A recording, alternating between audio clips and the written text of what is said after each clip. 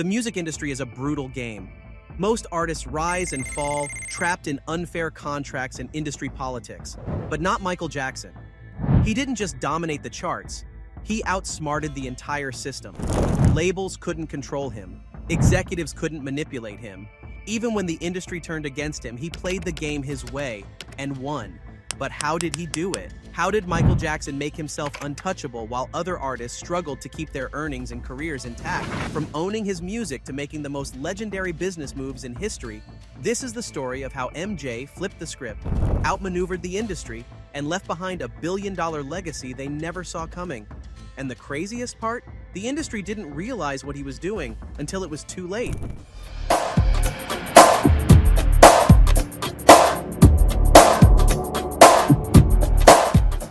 The first power move, owning his masters. Most artists don't own their music. It's a secret the industry doesn't want you to know. Record labels control everything. They give artists fame, but in return they take the real money, the rights to their songs. This means every time a song is sold, streamed, or played, the label gets paid first, while the artist gets only a small cut. But Michael Jackson was different.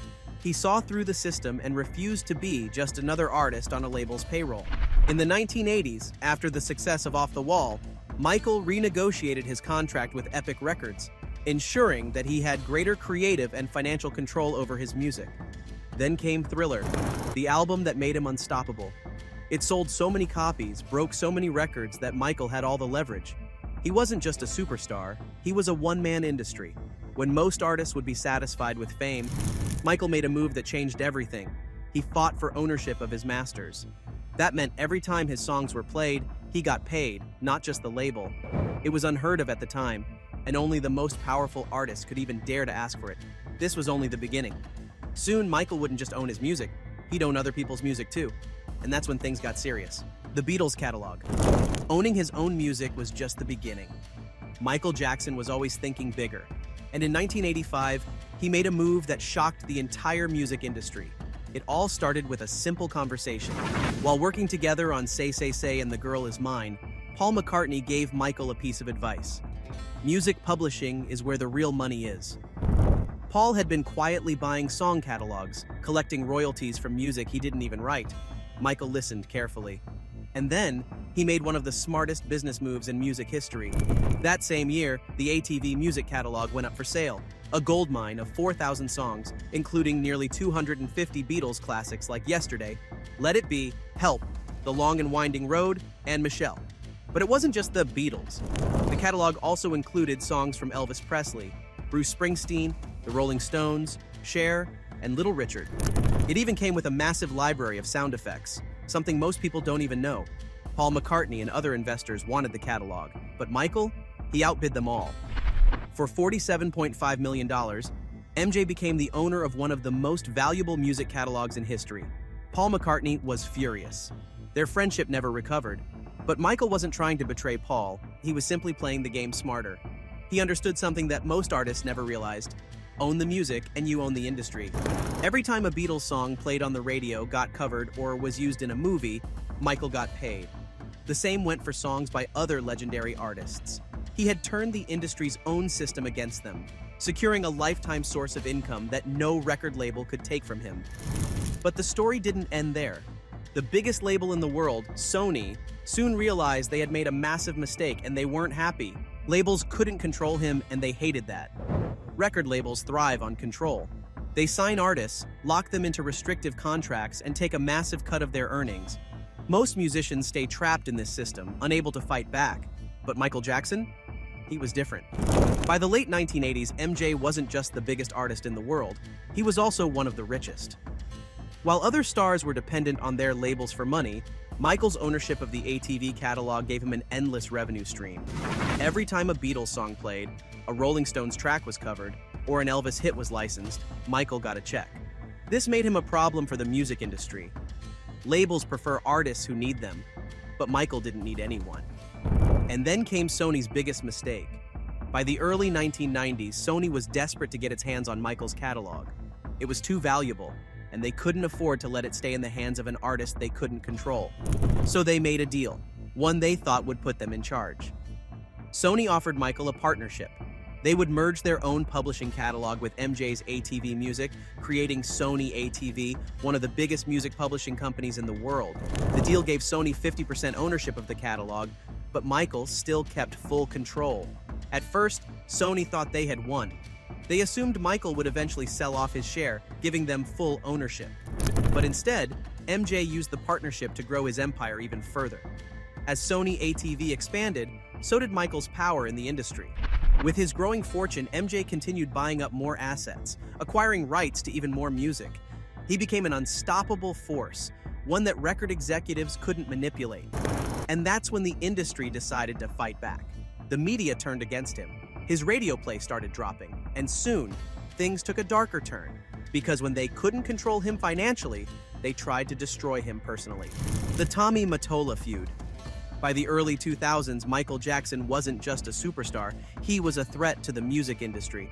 He had more power than most record labels, thanks to his half-ownership of Sony ATV, which controlled thousands of hit songs. But Sony wasn't happy. They wanted full control, and when they realized Michael wasn't going to give it up, things got ugly. At the center of this battle was Tommy Mottola, the powerful CEO of Sony Music. Mottola was known for being ruthless, but even he couldn't control Michael. Their relationship soured when MJ suspected that Sony was deliberately sabotaging his 2001 album, Invincible.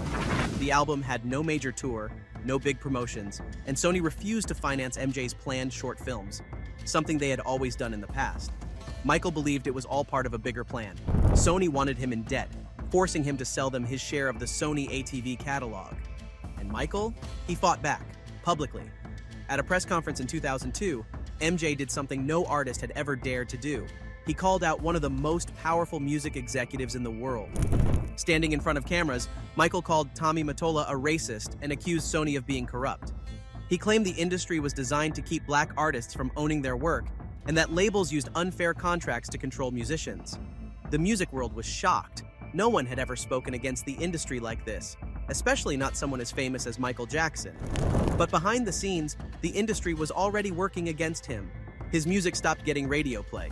The media attacks became worse, and soon Michael was facing something even more dangerous: the revival of old allegations that would try to destroy him for good. The message was clear. Michael Jackson was getting too powerful, and the industry wasn't going to let it happen. But what they didn't realize? Even in his darkest moments, MJ was still playing the long game. The music industry's revenge attempt, false allegations, and media smears. The music industry couldn't control Michael Jackson financially, so they turned to their most powerful weapon, the media. It wasn't a coincidence that every time MJ made a major business move, controversy followed. In 1993, just as he was cementing himself as a business mogul, the first allegations surfaced. The media went into a frenzy, pushing a narrative that damaged his reputation. But Michael was never charged, never convicted, and even the FBI found no evidence against him. Then, in the early 2000s, as Sony was trying to force him to sell his share of Sony ATV, another wave of accusations hit. The 2005 trial was not just about the allegations, it was about power. It was about taking down a man who had become too powerful for the industry to control. The media ran sensationalized stories, ignoring evidence in Michael's favor. His finances were attacked, pushing the false narrative that he was going broke. Radio stations started blacklisting his music. Even some former allies in the industry turned against him. But despite everything, Michael Jackson still won. In 2005, he was acquitted of all charges. The world had been led to believe he was finished, but behind the scenes, MJ was still making moves. After the trial, he left the US and spent time overseas, quietly planning his next step. The industry thought they had buried him, but Michael was about to prove them all wrong. Because in 2009, he was set for the ultimate comeback, one that could have made him more powerful than ever. And that's when things took the most tragic turn of all. The final victory, Michael still wins in the end. The music industry tried everything to stop Michael Jackson. They sabotaged his albums, turned the media against him, and pushed him into financial struggles. But no matter what they did, they couldn't take away his biggest asset, his music empire. Even as he prepared for his This Is It comeback tour in 2009, Michael still owned half of Sony ATV, a catalog worth hundreds of millions of dollars. And that's why, even after his passing, MJ still won. His estate turned his financial struggles around, bringing in billions after his death. Sony eventually bought out his 50% share of Sony ATV in 2016 for $750 million, making it one of the most profitable investments any artist has ever made. Michael's music continues to break records, and his influence hasn't faded. The music industry may have tried to erase him, but they couldn't. His legacy, his business moves, and his impact are untouchable. Michael Jackson didn't just change music, he outsmarted an entire industry, and today he remains one of the richest and most powerful artists of all time, even in death. So the question isn't whether Michael Jackson won. It's whether the industry ever truly recovered from losing him. The industry tried to control Michael Jackson, but he was always 10 steps ahead.